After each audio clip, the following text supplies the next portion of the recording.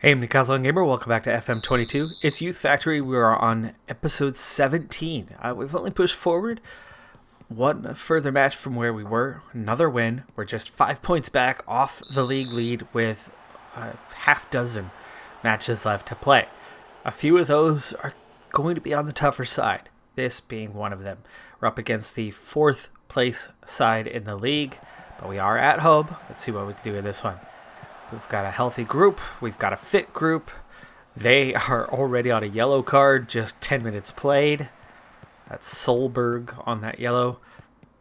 We'll see what kind of pressure we can put these guys under and see if we can't force a result on this one to keep pressure as we make a huge mistake there, allowing the one-on-one with the keeper. We go for a header that we were nowhere near. Bergam!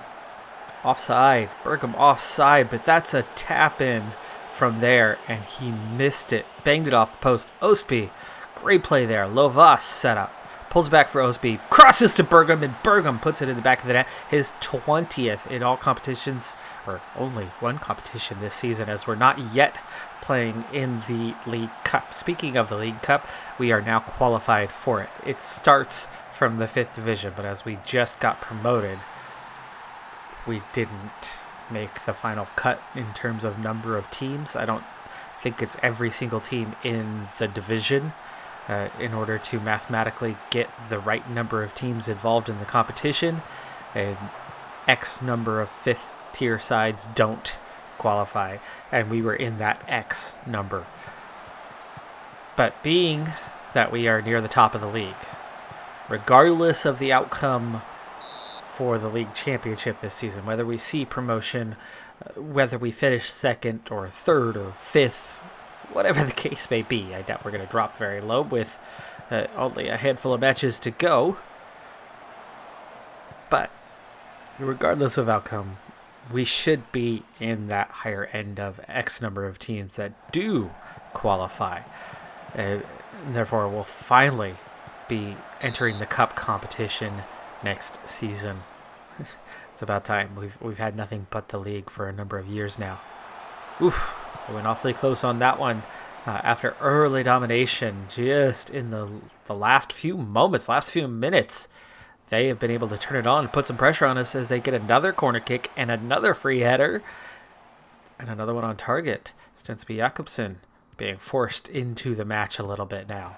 Bergam, Lovas, nice little passing sequence there to find some space and get the ball quickly up the pitch from where we were. Kalzi finds Lovas. Lovas earns the corner. That shot not troubling the keeper, but enough trouble that he has to push it over instead of hang on to it. 6-4 on the shots at this point. Not dominating by any means, but we have looked a lot more dangerous other than these last handful of minutes. Can we turn it back on? Nice back heel flick there. Inside. Bergam. Lovas. Second. 2-0. Oh, that was some sweet, sweet passing right there. Bergam with the back heel. Lovas pulls it back, though. You wouldn't think he would do that there, but Norheim inside of the foot. Lays it off for Bergam. Bergam gets Lovas on the run, and it's a tap in from there. They're looking for a flag, but there's no flag, and there's no reason for it. Not even close to offside.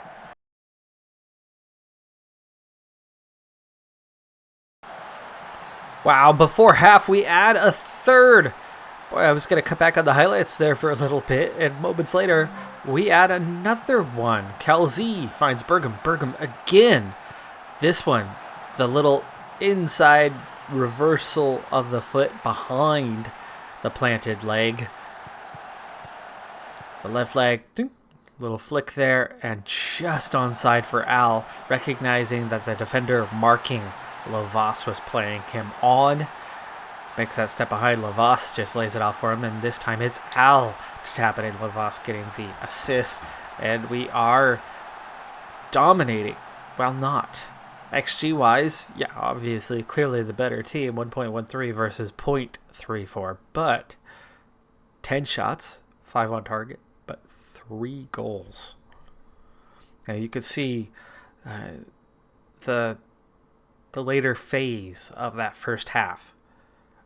It all came in just 2 sequences, and both resulted in goals.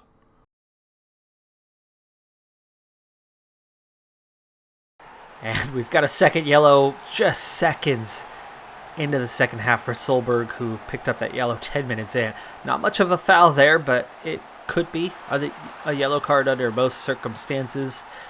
Here, a yellow card is maybe a little harsh, but also semi-justified. I mean, you could see it being given as yellow. You could see it not being given as a yellow. Definitely a foul. Anyway, we immediately capitalize with a fourth goal as they're down to 10 men. I don't think we're going to face much danger now, up 4 and up a man on the pitch. I'm going to go ahead and push forward. We have what on paper looks like an easier match for our next one, as Lavas nearly makes it 5. But then we'll have another tough match to come. So I'll see you back for that. That next match away at Kolbotn, who are low in the league, a 3-1 win.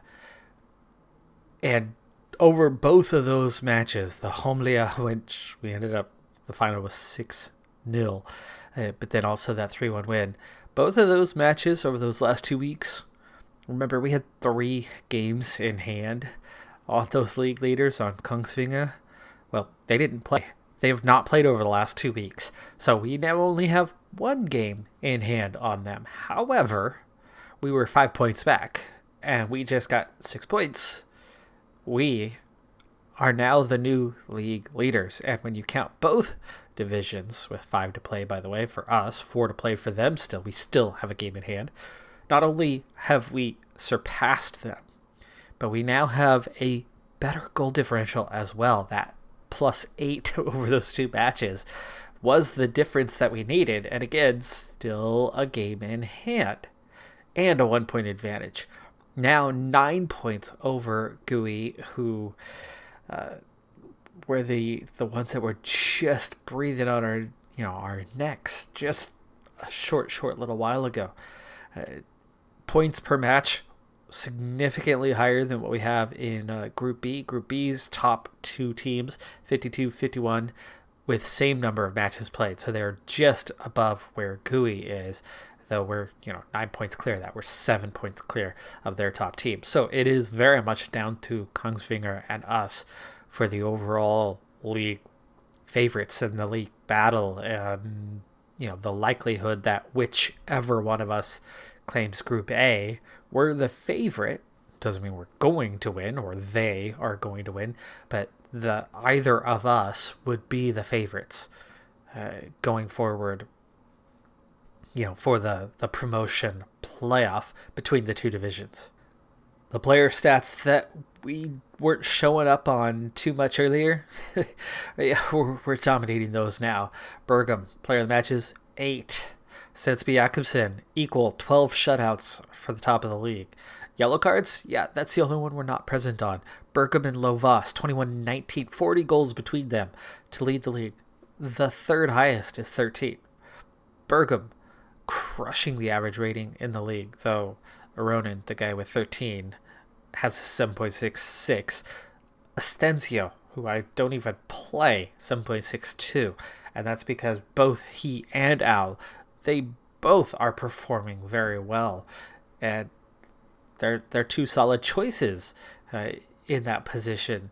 Calzi and Astensio, there's Astensio with 8 assists, both of them topping the league. So, yes, things have come together nicely. And remember, we opened the season with 2 losses. We have not lost in our last 21. We have not won for about 15 matches now, I think it is. So 15 straight victories. That is a streak that absolutely could end at some point. But we don't have to play Kongsvinger again. Penultimate match of the season, we do have to play GUI. We do have those 5 matches left. Next up is Nassadan, who are in 6th. But just 33 points. This is a 500-ish team in terms of win-loss record-ish. Not quite, in fact, slightly below. Just a +2 goal differential. And we're at home. You figure we're going to be favorites for that one. And it's instead of showing you that, we'll just get the highlights of the results. How did we do? What I would rather show you at this point, and it has been requested more than once over the last few episodes, is how is that development coming? Because obviously we weren't getting any development, and then slowly we've begun to get some. I'll come back to the development, though. You can see the current abilities, and you can see just how many players we have above a 50 now, where just a couple of seasons ago, about 2 seasons ago, now some of this is from youth intakes. I mean, Norheim wasn't here, Berkham wasn't here, Bergfossum wasn't here. Bergfossum, only 3 appearances this season, but it's a start. All right, anyway, Gillow, right? So quite a few of these weren't in the team 2 seasons ago. They are from the last 2 intakes, which of course, as you move up higher divisions, better intake. That's part of that game. That's part of that sequence, and that's why we're slowly seeing slightly better players. Now, potential-wise, they're about the same, but it's the current ability relationship as we've kind of climbed the divisions. That current ability is coming up a little bit better off. Well, anyway, before I get to that, let me show you this. The staff progression. The staff progression is massive. It's a big reason why we're getting some of that development. Of course, playing at a higher level might be a slightly bigger reason, but it is definitely those 2 factors, because our training facilities are still absolute garbage. But to get a little bit of development, it takes improved coaching. It takes improved training. It takes going full-time instead of part-time or amateur. And of course, it takes playing at a higher level. So, we are getting a couple of those pieces. A couple of those pieces are coming up, and that's why we are slowly seeing some development. Well, anyway, this is one of those keys. And you can see outside of attacking technical at 1.5 stars, but the tactical side is at 3 stars, we are now seeing 2 stars or better in every other training category. That is a key reason. It's not good. I mean, 2 stars is not good, but it's much better than a 1/2 star or 1 star like we were in our first couple of seasons, as we are slowly filling out a staff and getting a better reputation, playing at a higher division, and slowly acquiring better staff overall. It's starting to be a factor. And the training ratings week after week after week are a lot better than what they were just a couple seasons ago. I'm rarely getting players that are in the low training category. They're all young still. All of them are young. All of them should be developing as long as they have the potential to develop. But there's only a single senior squad player that doesn't have room for development, and that's Astencio. That's part of the reason why he's gone unfavored by me. And now that I have Al, who not only has slightly better current ability, but has significantly better potential, that's why I'm picking Al over Astencio. You can see Ostby over the last few months is progressing nicely in quite a few categories. Agility up from an 11 to a high 12. His stamina has been climbing. It was all the way down at 14. It's a high 16. We're seeing his strength jumping significantly. It was a 6 when he started with us. It's now a 9. Overall, there's nothing phenomenal about Ostby. This is not a great player. It's a good player for this level. But the development side, right? If he continues to develop, if others can start to pick up the pace in a similar manner, Ostby has outdeveloped all of his teammates, and this is the one player that I'm not willing to part ways with at the moment. He is our core. He is our center. He is our, at least on-field captain. Maybe not the off-field, not the armband-wearing captain, but in terms of playmaking ability, he is the core of this team, and he's the one we need, healthy and playing. But we are seeing him progress at a faster rate than anybody else. But how is everybody else doing? Because that's the big question. We've seen his progress. Astencio, no progress. But that's a given. That was expected. He's already at his potential. Severide, here's that sign of, oh, look, there actually is something happening. Jumping reach, was a 9. It's a 13 now. He's not progressing in many places, but he's had a few go up by quite a bit. Snellingen, another one that's totally stalled out. We have not seen any progress from Snellingen. Part of the reason why he's been relegated to the bench. Yildiz, somebody who's not getting much playing time, but starting to see the hint of development, his attributes in this area climbing over the last couple months. Ace Rod's a good example of something I've seen a lot within the team. Yo-yoing. A little up, a little down, a little up, a little down. They're not properly developing. We've seen his off the ball go from a 6 to an 8, but stamina do something similar.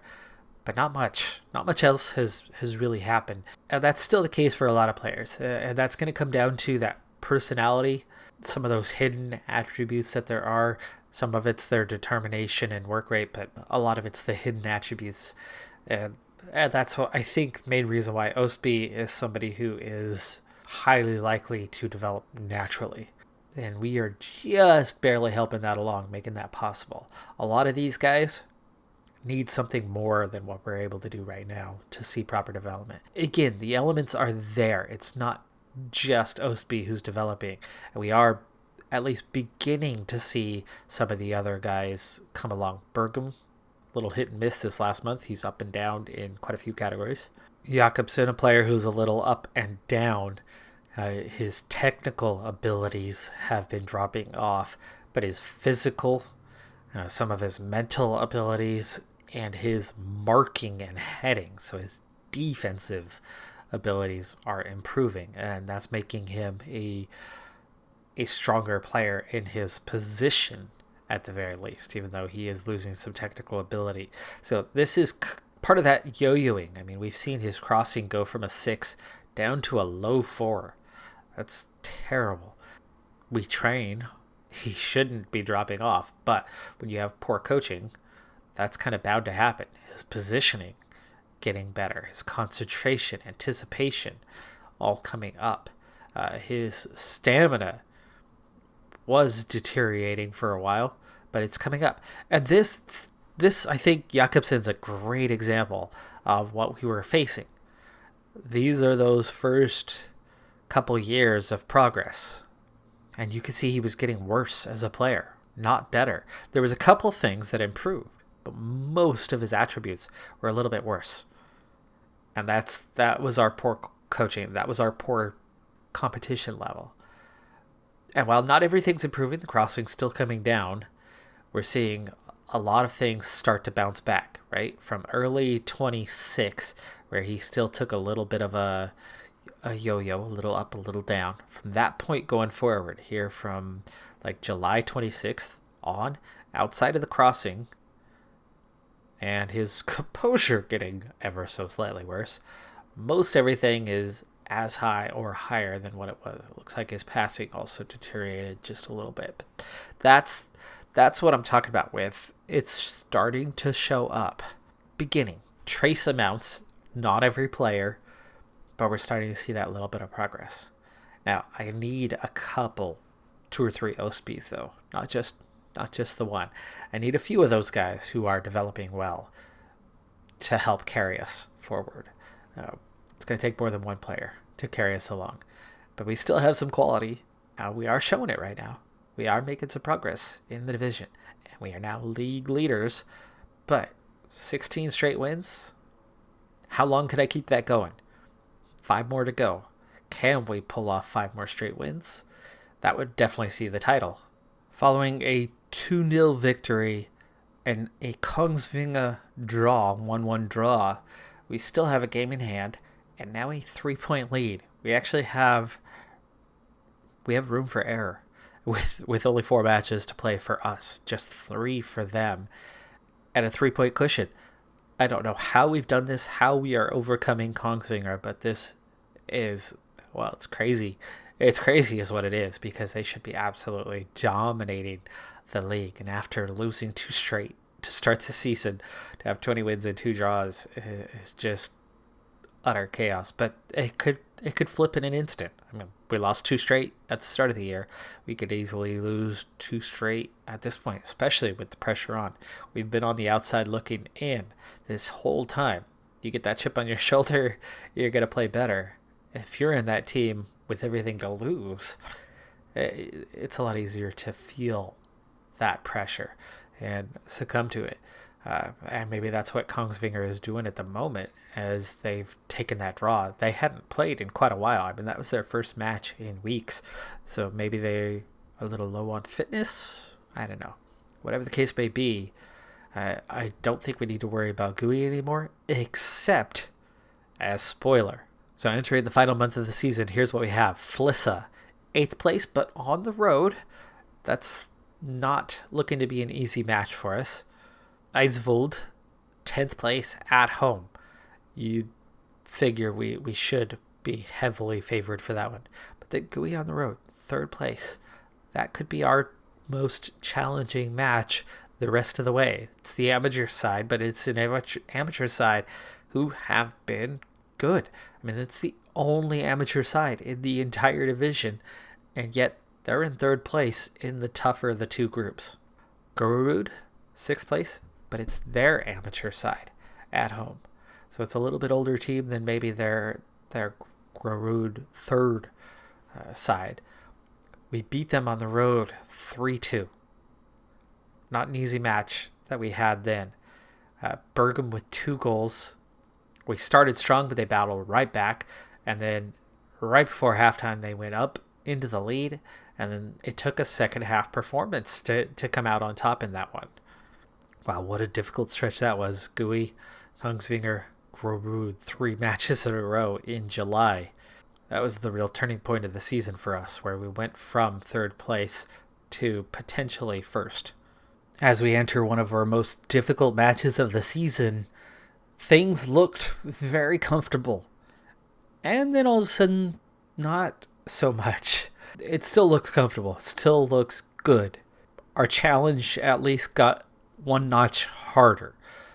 Kongsvinger just played their final match of the season, and they absolutely dismantled Gilsas. 6-0. So we had the goal differential advantage, but Kongsvinger has just played their final match. We are now equal on points. They have a +1 goal differential with that 6-0 victory. Now 2 matches to play. GUI, if they beat us, our goal differential gets worse. If we then go play our final match and lose that as well, our goal differential will get even further worse than it is now, meaning Kongsvinger will have done enough. They have done what they had to do. They are now putting the pressure on us to do what we now have to do, which is not go out and lose 2 matches. All we have to do is not lose the next 2 matches. We have to not finish the season the way we started the season. We started with 2 losses. Those are our only 2 losses of the year. But if we finish the season in the exact same manner, we will not be crowned champions. Also, even if we do manage to get the job done, we get a draw or a win in either of these last 2 matches, we still have to go out and get the job done in the promotion playoff final. So we're a dozen minutes into the match here on the road at GUI. We've already gone close twice. We are dominating. You can see we're getting possession in dangerous areas there in the final third. Again, that was our 3rd chance that's gone, something coming out of it in the final third into the box. Lavas, and he seals the lead here in just the 13th minute as we yet again are putting them under some extreme pressure, looking likely to do something. Bergam plays Lavas through, left foot just inside bottom corner, and it's a 1-0 lead. And already it could have been 2 or 3. You can see the XG at 0.8. Terrible call here. No idea why there's a penalty, but somebody was held. That ball completely unplayable. This is a bad call from the referee, but it puts us up 2-0 in just the 16th minute. Not sure who was held or why the referee felt that that was worthy of a call. Foul's a foul, but that ball, nobody's getting near that one. That was the keeper all day long. Why would you make that call? But anyway, Calzi, foul's a foul, I suppose, but you just wouldn't think that would be called. Matheson finds Bergam inside, gets Norheim on the overlap, another dangerous position. Osby lays it off, sets up Matheson, who blasts it high, but we are all over them. XG-wise, already approaching 2. Goals already on 2. I think we have a regular season league title on our hands. Now, I was thinking about the drama of the late season and finishing the episode with that late drama, but you know what? I think we are now comfortable and looking likely to pick up the 3 points we need to seal the regular season title. Let's go ahead and just push straight on, unless this thing gets dramatic in the final minutes. Let's push straight on to the promotion playoff final. Bayram 2, our opposition here in the promotion playoff final. It's a 2-legged affair, and we begin on the road. So this first match is at Bayram. The second match will be about 4 days later, I believe. There's a 3-day rest in between. We are the favorites. Not only are we the favorites, but we are heavily favored. And this is a team that only is, they had 2 points less than GUI in the table. 2 points less.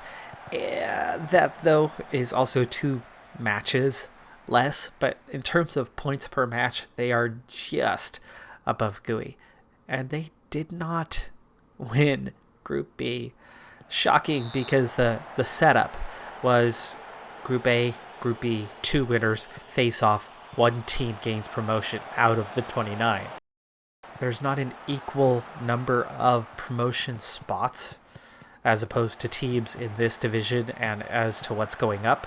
And so the Group B winner, even though they only had a couple points more than Bayram did, as Lovas gets the opener. No flag up either. That counts. Not sure if he was onside or not. We'll have to watch the replay to see how close this was. Right now, he looks like he is well on. Oh, yeah, easily onside. Not even close. Poor keeper should have done better, but Lovas in a very dangerous position. Of course, the center back should have done much better covering that off. And we lead 1-0. 4 shot attempts already in the first 20 minutes. XG already approaching 1. So the goal seems deserved. Anyway, their league leader only had a couple points more than them. And the way the odd number of teams worked out, you saw more teams get promoted automatically. How that's selected, no idea. No idea whatsoever. Because we had a much better goal differential, much better points per match rating, all of it. So why they were selected and we weren't, no idea. Regardless, we lead 1-0. It's almost halftime here in this first one. Now, I'm not going to show you all of the highlights because, well, there's 2 legs, and they are back level. We have really messed this one up. That's Gillo, the young youth player from the intake, gets beat on that one. Nice ball over the top, and Kornback does what he needs to do. Stensby Jakobsen really gave him that near post, does not cover it off. Should have anticipated that a bit better. He does not, and it's back to level. At the moment, though, we still have an advantage, being that we have an away goal to help with the tiebreaker. Another poor giveaway. This one, though, straight over the head of Stensby Jakobsen. He hangs on to it. Second half to come.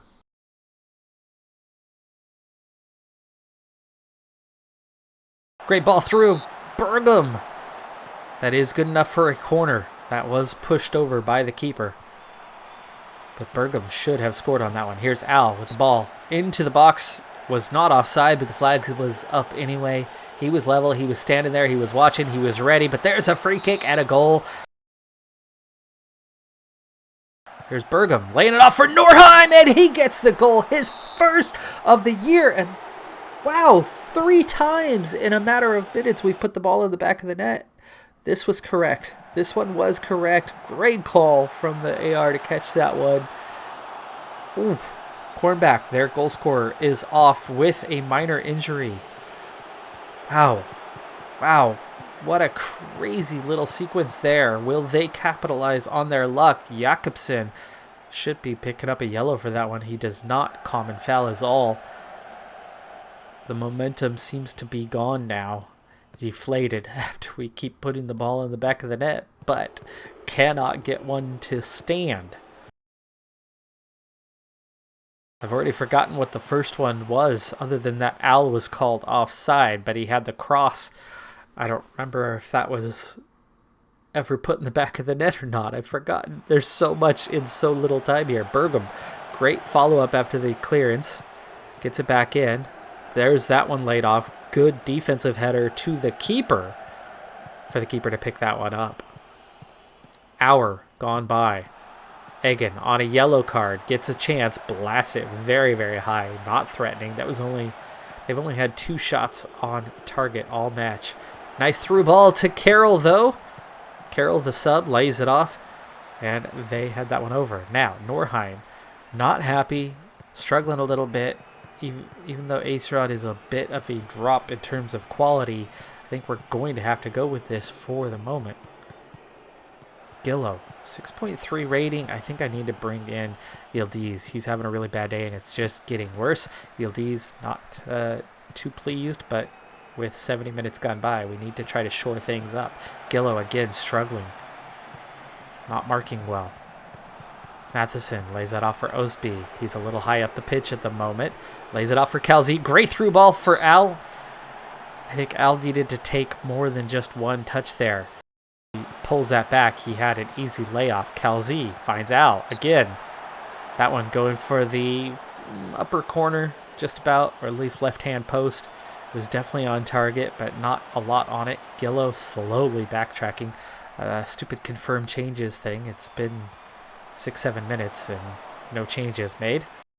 80 gone by. Bergam free kick, just off the upper corner, and it stays 1-1. We still have a lot to play for. We have dominated this match. We will be home for the second leg, but it's still 1-1. Again, the long ball switch of play to Carroll, and he sets up. That left side, well, their right side, has been a weakness for us. Into stoppage. Final seconds. Looks like this tie... Ooh, bad giveaway there. This tie is going to finish 1-1. So we head into the second leg with plenty still to play for. That was our first non-win in an absurd amount of time, but we are going to have to go through and play one more and see this one out. We are at home. We did control the first match for the most part, but we still have work to do to see promotion this season. This is not a team that is going to create much of an issue for us. They got a goalkeeper who's very eccentric and has good handling, but other than that, doesn't look to be much. I don't even know if he was the one in goal for that first one. I don't think he was. I think it was Nearguard. We don't know much about their team, but this is the stage we're at in the league. This is the opposition that we face at this level. Semi-pro, and they just about have enough for a first squad, but barely. All right, folks, one more match to play, and we're going to save that for next time. Can we come out victors? Do we see promotion? We've already won the title, and we've already taken care of business on the road, enough so. It's a draw. We have an away goal. We have an advantage going into the last match, and we definitely looked the better team. However, it wasn't total domination in any way. It wasn't just unlucky that we didn't come out on top. Yes, we were unlucky to an extent, but it was not total domination by any means. So we still have work to do in that second leg. Will we see it through? Well, check back next time. I'm Decathlon Gamer. Like, comment, subscribe, and I'll see you for that one. Have a good one. Be safe out there. Bye for now.